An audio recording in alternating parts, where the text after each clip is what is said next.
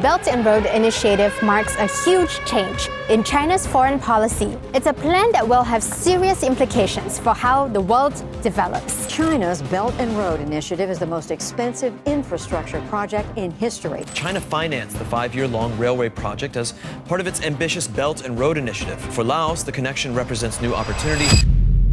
China has built a railway network so large it now connects 232 cities across 26 European countries to over 100 cities in Asia, and almost nobody in the West has fully understood what just happened. We are talking about $490 billion worth of cargo already moved on these tracks, 120,000 freight trains running across an entire continent, a brand new 523-kilometer line being carved through the most dangerous mountain range in Central Asia right now, and a 12-year strategy that was dismissed as a vanity project in 2013, but in 2025 quietly became the largest land-based trade infrastructure ever built by any nation in human history. While Brussels was holding meetings about Global Gateway, while Washington was debating tariffs, China was laying steel. And by the time anyone realized what was happening, the map of global trade had already been redrawn. That gap between what China just finished building and what Europe thought it was building is what this video is about. We are going to walk through exactly how this happened, why Russia could not stop it, and the one new project under construction right now that finishes the entire system. By the end, you will see why European logistics companies are quietly panicking. Hit subscribe and let's get into it. For most of modern history, trade between China and Europe meant one thing: a ship.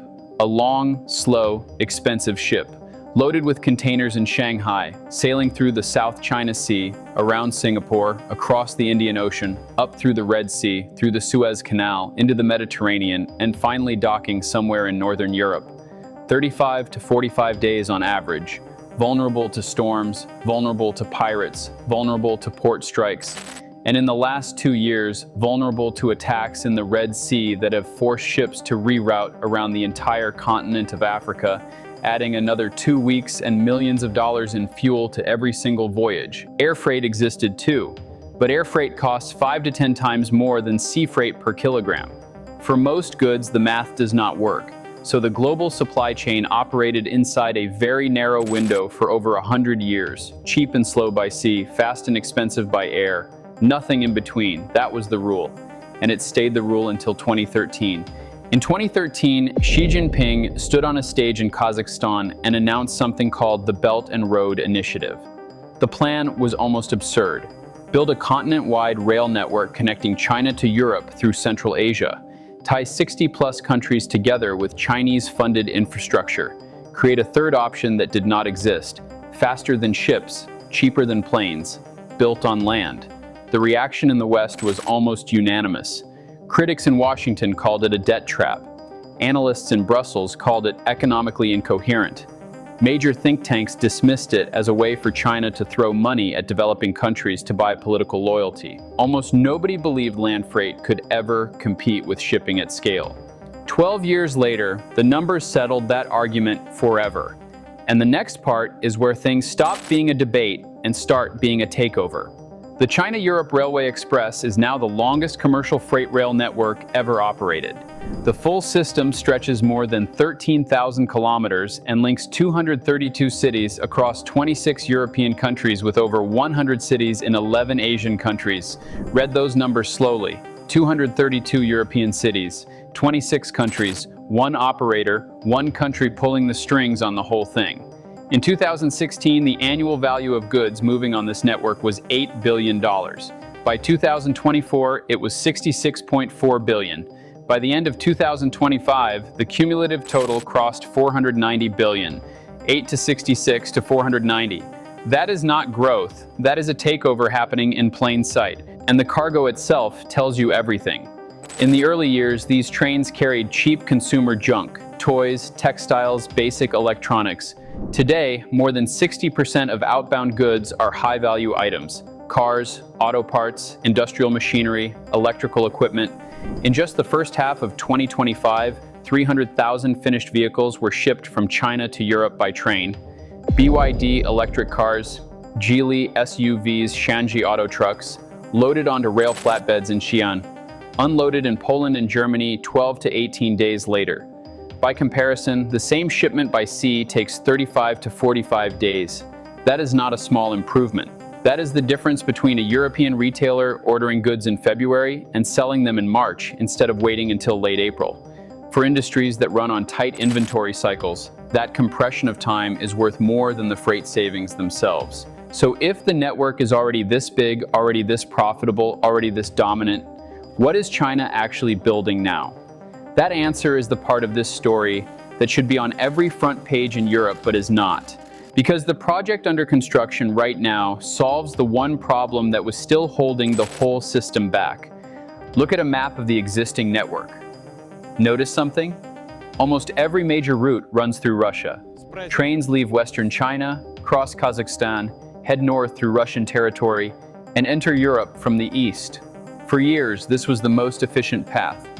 Then 2022 happened. Russia invaded Ukraine. Western sanctions hit.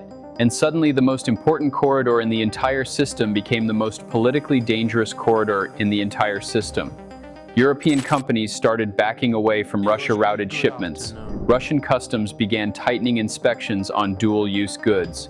Border closures during military exercises in 2025 shut down rail traffic for days at a time.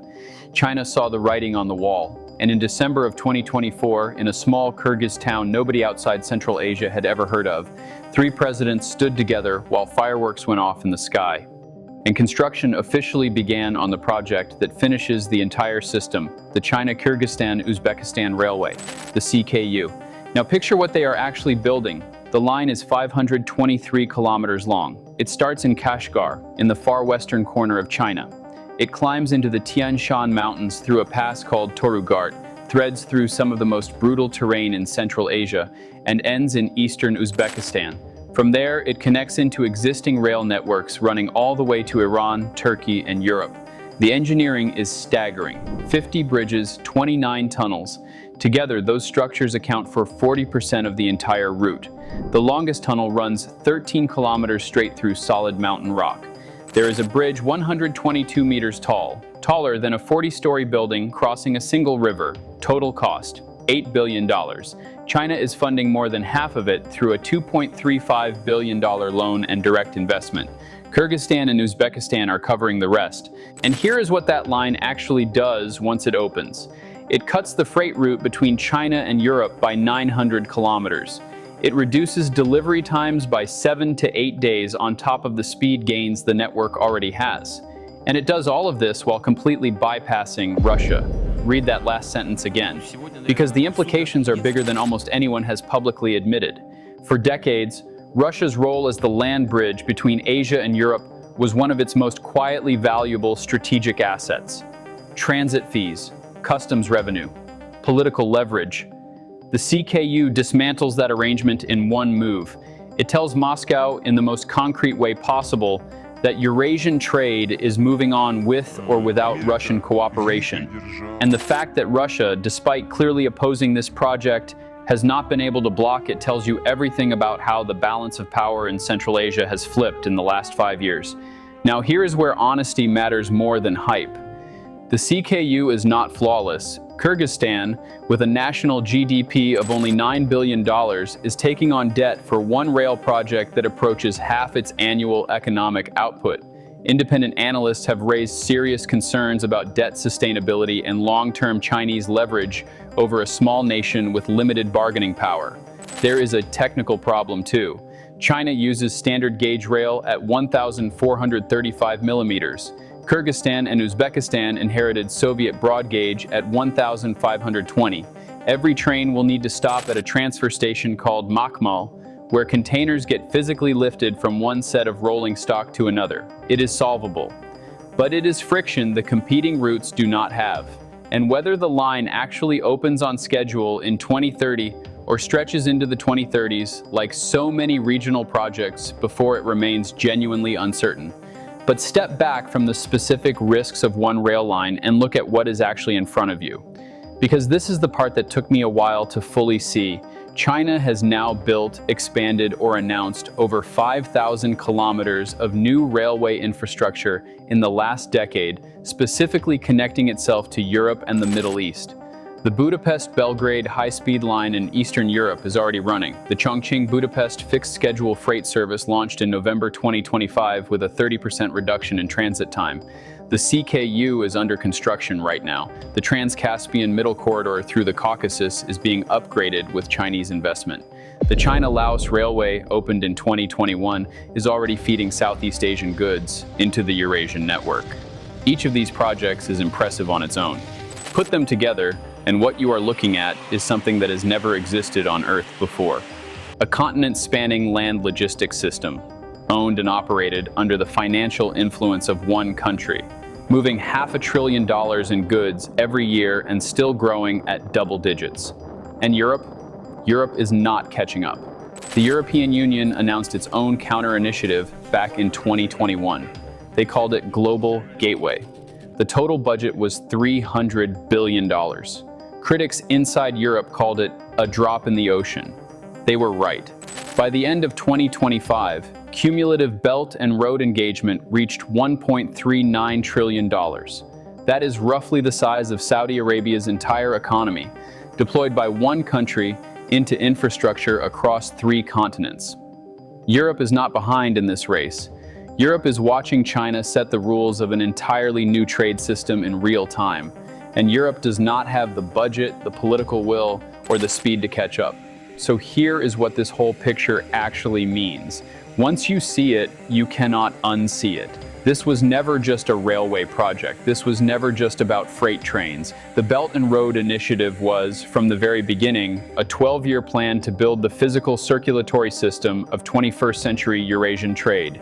And that system is now built. The trains are running, the cargo is moving. The corridors that bypass Russia are under construction. The corridors that connect to the Middle East are being upgraded.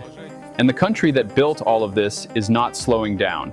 It is already planning the next decade.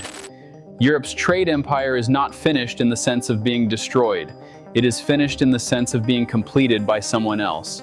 On terms Europe did not write. With infrastructure, Europe does not own. Through countries, Europe does not control. And by the time the full system is operating at capacity in the 2030s, the question for European leaders will not be how to compete with it. The question will be how to live inside it. If this video gave you a clearer picture of what is actually happening across Eurasia right now, hit the like button and subscribe so you do not miss what we cover next on this channel. And here's the question I want to leave you with. If China keeps building at this pace through 2030, do you think Europe ever catches up? Or has the moment to compete already passed for good? Drop your answer in the comments. I read every single one.